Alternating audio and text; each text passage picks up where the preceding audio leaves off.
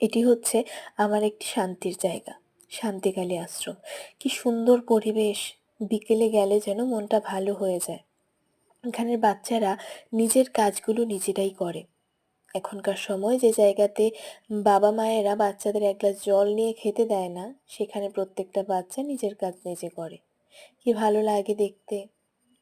সত্যি, নিজের কাজ নিজে করলে কারোর উপর ডিপেন্ডেন্ট হয়ে থাকতে হয় না, যেটা আমাদের ভবিষ্যতের জন্য ভীষণ ভালো একটা শিক্ষা।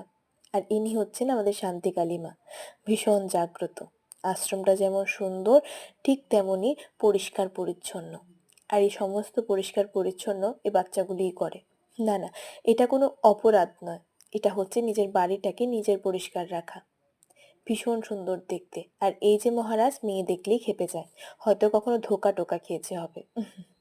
আমি ভীষণভাবে পছন্দ করি এই জায়গাটাতে যেতে। তোমরা কারা কারা গেছো এখানে অবশ্যই কমেন্ট করে জানিও। ভালো লাগলে ভিডিওটি একটু শেয়ার করে দিও। Thank you so much. দেখা হচ্ছে পরের ভিডিওতে।